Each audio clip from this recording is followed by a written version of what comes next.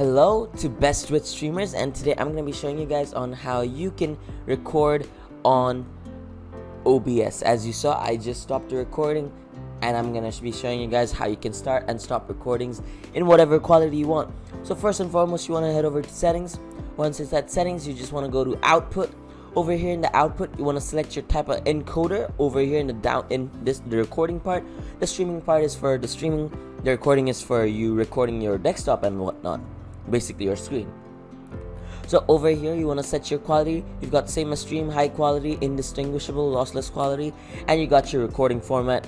There's multiple formats you can select from, but MP4 is the standard format and I'm going to keep it as MP4, and my encoder is going to be NVENC because why not? It's one of the best. Anyways, after setting all that, you can also set up your recording path where your recorded videos are going to be saved.